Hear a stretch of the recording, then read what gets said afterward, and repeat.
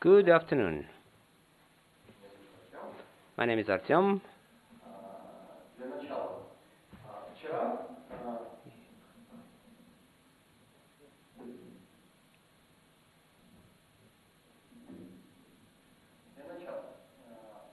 Yesterday, as many of you know, ENOG started not from the welcoming speech at 3 o'clock, but from a tutorial by Alexey in combating attacks on failing of service. If possible, raise your hands. Who was there? Great. What I will be talking about is kind of a continuation of that story, because these are the tendencies with which we face right now, and probably we will face them in 2017. It's as much as possible explicit presentation and based on my personal experience. Not to speculate this,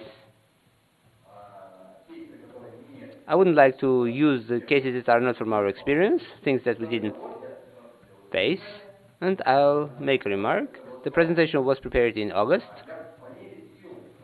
and as much as possible I tried to add recent information, and I saw that they are developing quite fast. And all questions related to it, I'm ready to answer during the Q&A session. That's why whatever we hear in my presentation, we have whatever we faced until August.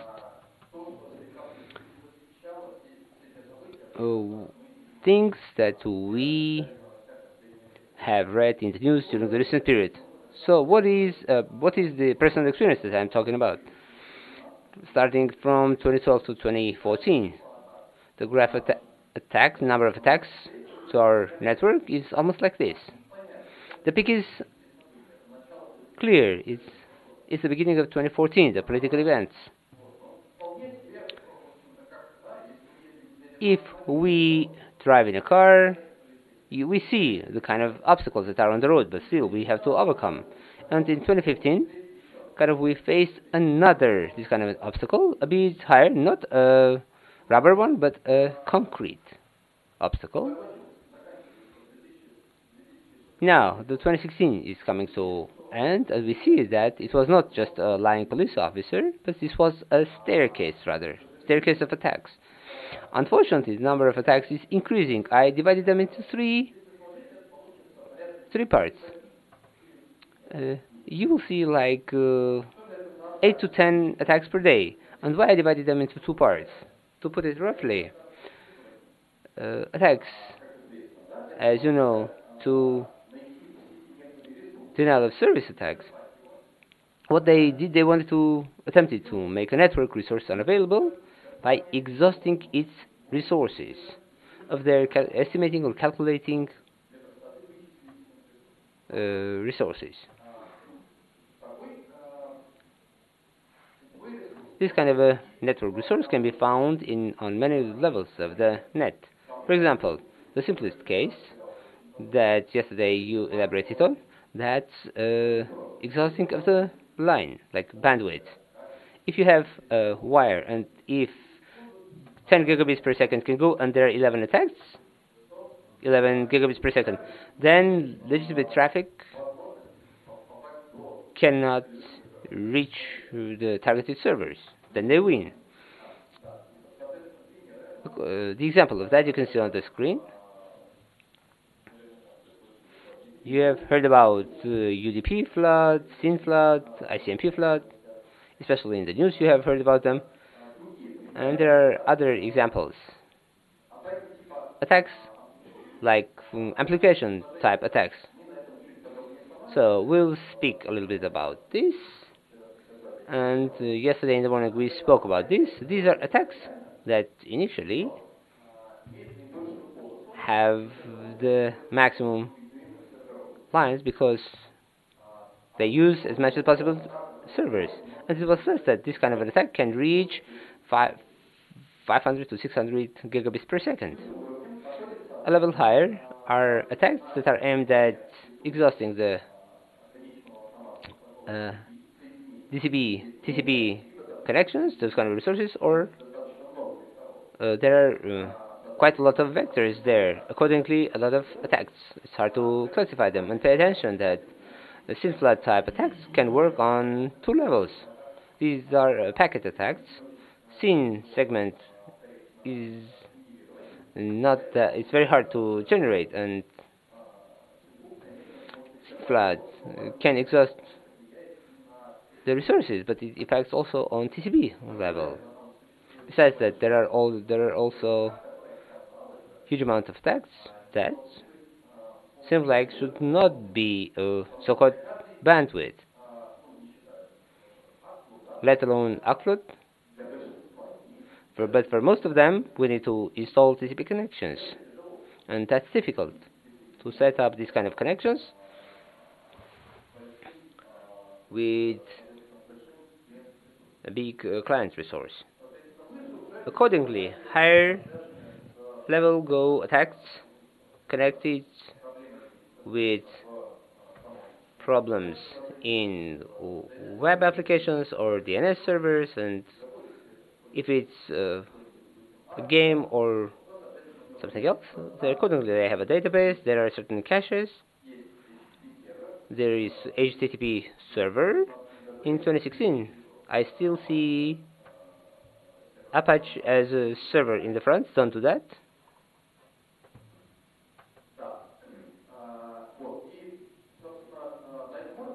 On this level, it's very easy to find what can be destroyed.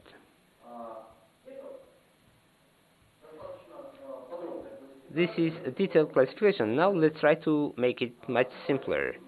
The attack of lower level looks like this. They send separate packets to the target, and when the packets are many, the target is not possible to process them. Attacks of higher level look a bit different. Queries are sent to the target, let's say HTTP queries, in the same amount, so that the target or the victim is not able to process them. Why? In the news previously we heard about packet attacks, just because to organize full HTTP query, browser does it in a simple way, but actually it's a difficult job to do. But as minimum, we need to open TCP connection, and in the protocol XP there is a mechanism called Threeway handshake, which in fact, thanks to Daniel Bernstein, it enables authenticating the removed site thanks to SYN cookies mechanism. De facto, in TCP protocol, didn't consider this, but it provides authentication of the removed site. If we establish a connection, then we know that the removed party is on that IP address, that is, that packet is not false. Accordingly, we can work with it, and we can process the query, at least on the level of protocol, it will be full. Accordingly, in many of UDP protocols, this kind of identification of the protocol address is not possible, and most of the protocols do not realize them on a level higher.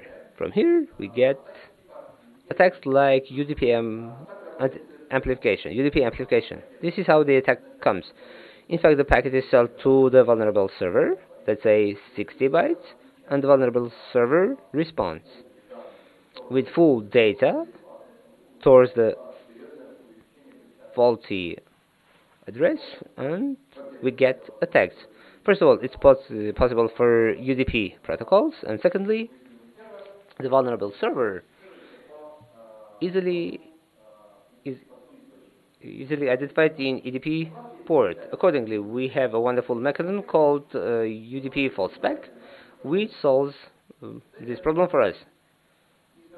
This is Mr. so-called Wolf, who is able to solve everything for us, but no. In 2016, it won't happen. First of all, three-way handshake now can be overcome. I'm not ready to say that in many ways it can be done, but I know two ways. In the current connection and availability of internet, I mean wideband, in all areas of the planet, and with the current capacity, installation of TCP connection is possible. We see it. Besides, thanks to the fact that so far we as a community slowly introduce mechanisms like RPKI, we come to a situation when the spoofing of the system is possible, and IP authentication themselves doesn't work. It seems to us that for the reflection effects, so we can use only UDP protocols, but no. This is the diagram of real-time attack. In January of 2016, this was attack like WordPress pingback. It attacked a coded Taylor service. Great efforts were required to organize this kind of attack from botnet. It's like 60 gigabits per second. 6 gigabits per second. This is coded connection, however, we see the attack in which these kind of queries happen. While I was traveling here, some 3 zeros from the slide were missing because 150,000 these kind of things happened. In the world, there are millions of vulnerable WordPress servers, and this raises a question. We found vulnerability in WordPress,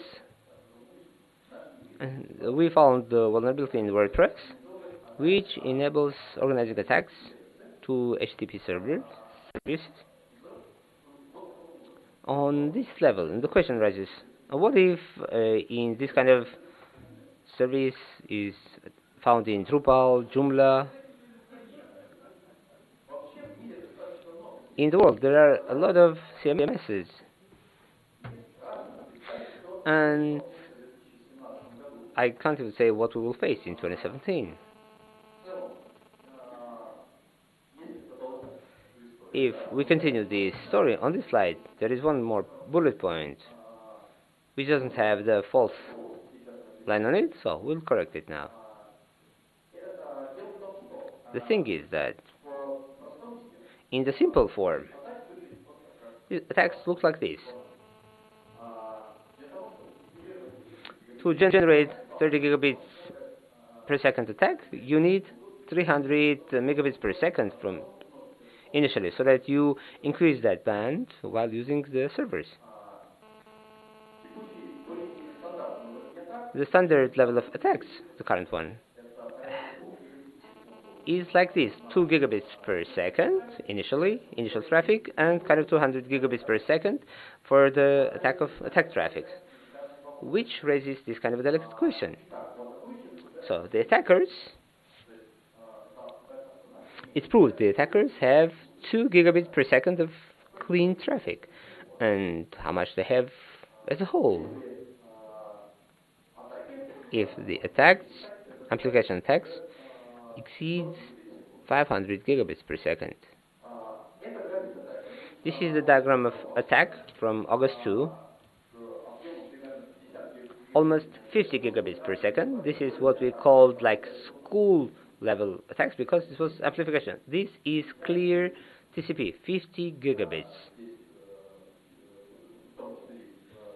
Including, if you're interested, later I can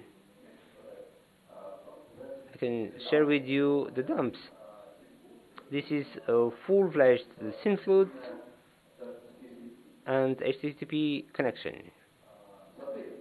Accordingly, what can we do with this? To combat attacks currently, we need... The term DPI is not that much applied.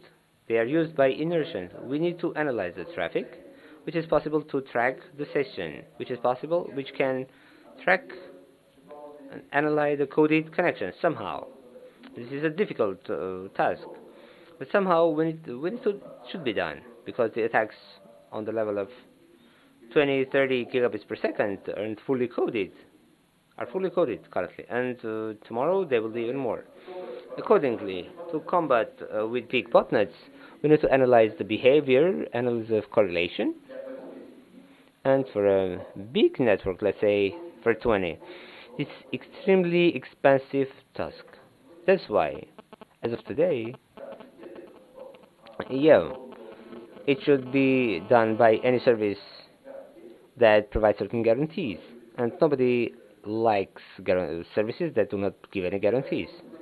That's why we spoke a lot about BCP38. It was a very important initiative so that the traffic from the false addresses didn't leave the network. It's still important, but within the scope of denying services, it's not that much actual. IPv6 kind of turned its a solution to a problem, because IPv6 network was considered not to be scanned. It was not possible to find vulnerable services for amplification. But still, it's difficult. But currently, the problem is not in amplification. That's why IPv6 is not going to solve this problem either. Now, it's time to fight on his own and for the stability of one's own network, leaving aside the problem of its clients.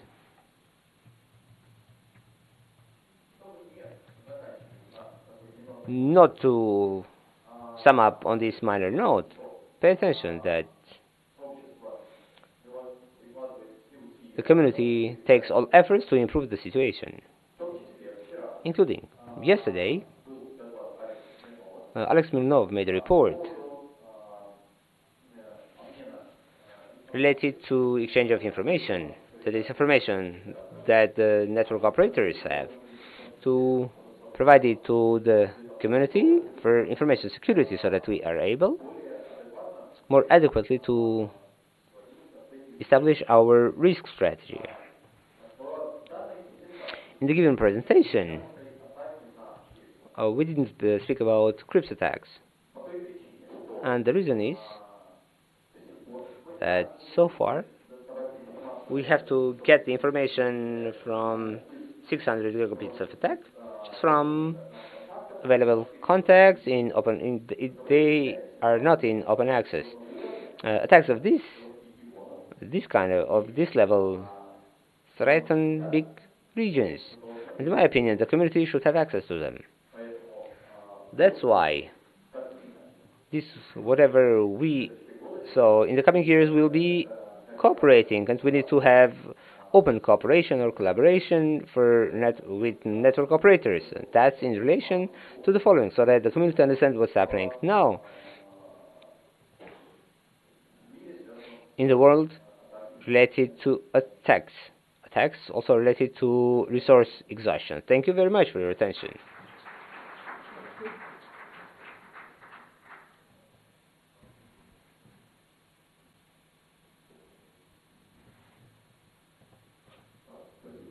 Thank you. I have a question, and you tackled upon this a simple question. What do you think about the recent article by Schneier, when he crosses a certain line while ensuring that during the recent year, according to the certain sources, and some others want to try it as a kind of thing to try to see what is happening. So do you have any idea about this, or is it just blah blah blah on just in conspirology? We need to understand who Schneider is. It's not about who Schneider is, but how to interpret his articles in the media and in other areas. So we need to start with who Schneider is.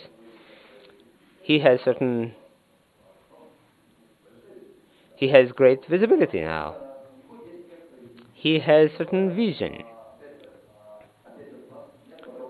Here we do not have detailed information. Nobody has it.